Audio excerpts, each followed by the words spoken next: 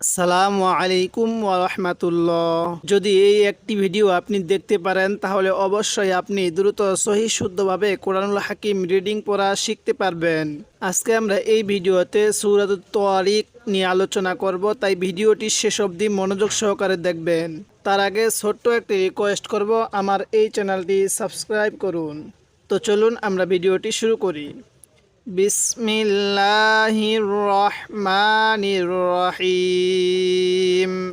ওয়াসসামাই ওয়াত তারিক। এই যে মিমের মধ্যে আমরা 4 আলিফ টান দিব। অনেকেই আমরা এই টান দেওয়ার নিয়মগুলো জানি না, এবং নুন সাকিন যেগুলো আছে এগুলো কখন গুনাহ করতে হবে, কখন স্পষ্ট করে পড়তে হবে এটা আমরা জানি না। যদি আজকের এই ভিডিওটি আপনি দেখেন তাহলে অবশ্যই আপনি এই সমস্ত বিষয়গুলো শিখতে পারবেন। তাহলে মিমের মধ্যে আমরা 4 আলিফ টান দিব কেন? এই যে মদের হরফের উপর এরকম মোটা চিহ্ন, এরপরে এরকম গোল হামজা থাকলে সেখানে আমাদের 4 আলিফ টানতে হবে। তাহলে ওয়াসসামাই, তিনটা উচ্চারণের সময় আওয়াজটা চিকন করে করব। তাহলে ওয়াসসামাই, ওয়াও লাগবে এই তয়ের সাথে। ওয়াত তারিক, ওয়াত তারিক। অনেকেই তারিক পড়ব, তো আলিফ জবর তা পড়ি না, এরকমভাবে পড়ব না। তাহলে ওয়াসসামাই ওয়াত তারিক। ওয়াকফের সময় এই কপের নিচে যে জেটটি আছে এটিকে বাদ দিয়ে দিব। যদি এটার উপর জবর থাকতো তাও বাদ দিয়ে দিতাম, যদি পেশ থাকতো তাও বাদ দিয়ে দিতাম। তাহলে কিভাবে পড়ব? ওয়াসসামাই ওয়াত তারিক, এরকমভাবে পড়ব। আমা আদার, আদার, দালটা ধাক্কা দিয়ে পড়ব। তাহলে ওয়ামা আদার, এই মিমের মধ্যে কিন্তু 3 আলিফ টান দিব, এখানে কিন্তু আবার 4 আলিফ টান দিব না। তাহলে ওয়ামা আদার কামাত তারিক, ওয়ামা আদার কামাত তারিক, এরকমভাবে শিখব। তাহলে র আলিফ জবর র, এই রয়ের উপর এই চিহ্নটার নাম হলো খারা জবর, এটা থাকলে 1 আলিফ টানতে হয়। তাহলে ওয়ামা আদারাকা মাত তারিক, এরকমভাবে পড়ব। আন নাজমুস সাকিব, কীভাবে পড়ব? আন নাজমুস সাকিব, এই নুনের মধ্যে গুনাহ করবেন, এখানে গুনাহ করা ওয়াজিব।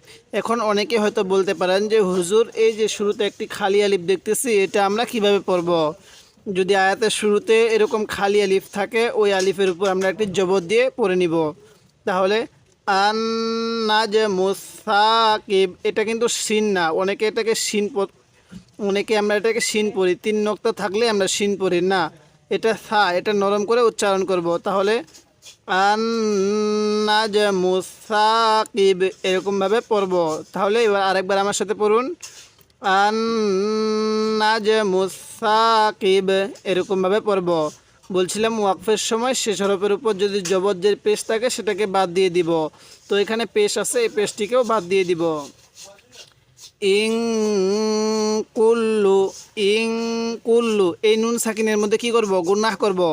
অনেকেই আমরা এই নুন সাকিনটা পড়তে পারি না, তাই আপনাদের কাছে ছোট্ট একটি রিকোয়েস্ট করব, আমার এই চ্যানেলটি সাবস্ক্রাইব করুন এবং ভিডিওতে একটি লাইক দিয়ে দেন, যাতে করে এই ভিডিওটি আরও মানুষের কাছে পৌঁছে যায়, এবং ভিডিওটি শেষ অবধি মনোযোগ সহকারে দেখবেন, তাহলে অবশ্যই আপনি এই নুন সাকিনটা শিখতে পারবেন।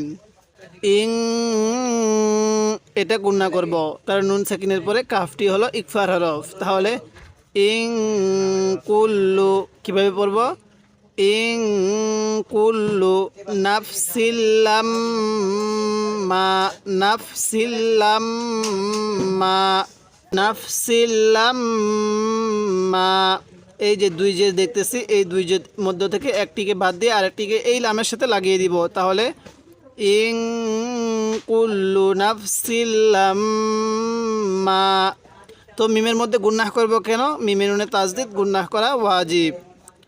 আলাইহা, আলাইহা, আইনটা একটু চাপ দিয়ে পড়লে আইনটা সহি উচ্চারণ হবে। তাহলে ইং কুল্লু নাফসিল্লাম্মা আলাইহা হাফিজ, হাফিজ, এই জটা নরম করে উচ্চারণ করব। এই ওয়াকফের সময় এই জয়ের উপর যে 2 পেশ আছে এই 2 পেশকে বাদ দিয়ে দিব। এখন আমরা একটি জিনিস স্মরণ রাখবো, এরকম হা থাকলে সেখানে হাটি উচ্চারণের সময় হালকা আওয়াজ করব, আর এরকম নকশায় হা থাকলে সেই হাটি উচ্চারণের সময় মুখ দিয়ে হালকা বাতাস বের করব। তাহলে আলাইহা হাফিজ, কীভাবে পড়লাম? আলাইহা হাফিজ, এরকমভাবে শিখব। তাহলে ইন কুল্লু নাফসিল লাম্মা আলাইহা হাফিজ। আরেকবার আমার সাথে পড়ুন, ইন কুল্লু নাফসিল লাম্মা আলাইহা হাফিজ। ওয়াকফ করবো এরকমভাবে, ফাল ইয়াং জুরিল ইনসানু। ইং, এই যে নুন সাকিনের মধ্যে গুনাহ করব, নুন সাকিনের পরে সিনটি হলো ইকফার হরফ। তাহলে ফাল ইয়াং জুরিল ইনসানু, কীভাবে পড়ব? ফাল ইয়াং জুরিল ইনসানু মিম্মা খুলিক। মিম্মা, এই মিমের মধ্যে আবার টান দিব না, মিম্মা এরকমভাবে পড়ব। তাহলে ফালইয়াং জুরিল ইনসানু মিম্মা খুলিক। খুলিক ওয়াকফ করলে খুলিক, অনেকে আমরা এখানে ওয়াকফ করি না, পরে চলে যাই। হ্যাঁ, পরে চলে গেলে পড়তে পারবো।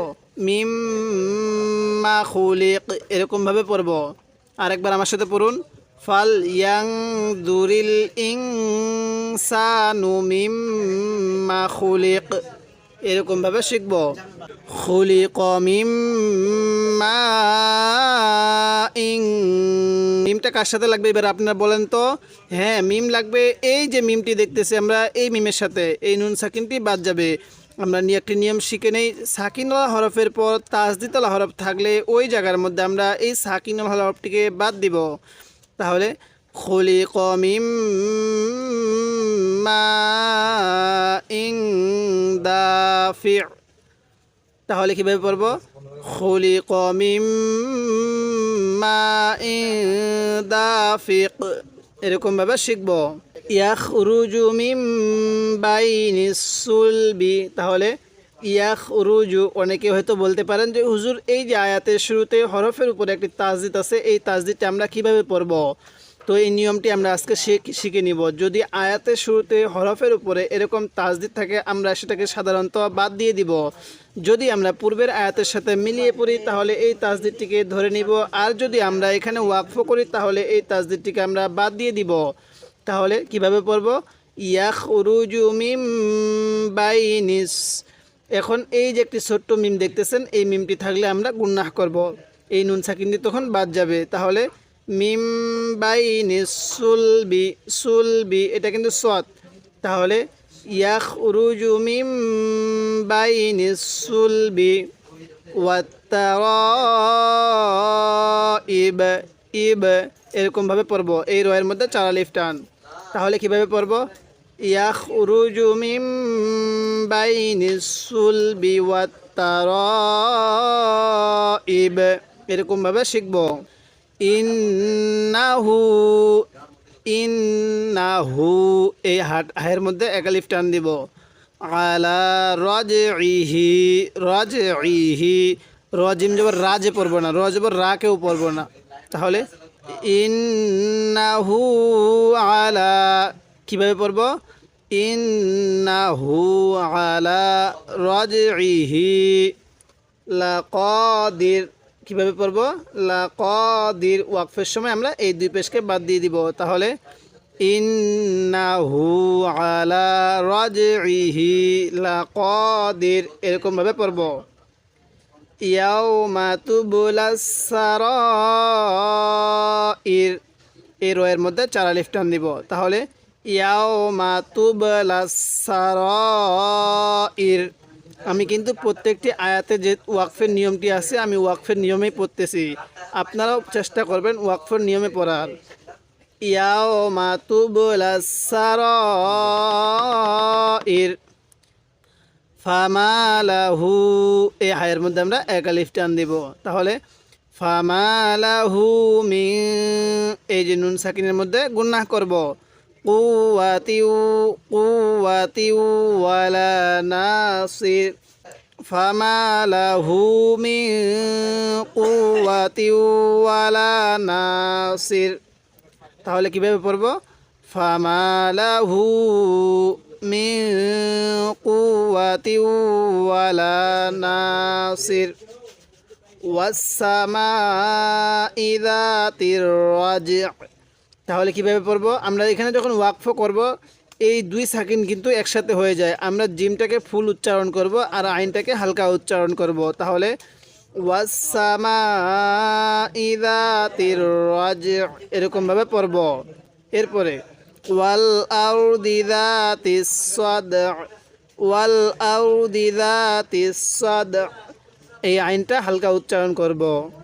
ইন্নাহু লাকাউলুন ফাসল, এই লামটাকে হালকা উচ্চারণ করব। কিভাবে পড়ব? ইন্নাহু লাকাউলুন ফাসল ওয়া মা হুয়া বিল হাজল। তাহলে কিভাবে পড়ব? ওয়া মা হুয়া বিল হাজল, এই লামটা হালকা উচ্চারণ করব, ঝাটা ফুল উচ্চারণ করব। যদি আপনি আমার এই নিয়মটি ফলো করতে পারেন এবং এই নিয়মে আপনি যদি কোরআনুল হাকিম শিখতে পারেন, তাহলে অবশ্যই আপনি দ্রুত সহিহ শুদ্ধভাবে কোরআনুল হাকিম রিডিং করা শিখতে পারবেন। তাই আপনি আমার চ্যানেলটি সাবস্ক্রাইব করুন এবং আমার পর্বগুলো নিয়মিত দেখবেন এবং ভিডিওতে একটি লাইক দিয়ে দেন, যাতে করে এই ভিডিওটি আরও মানুষের কাছে পৌঁছে যায়।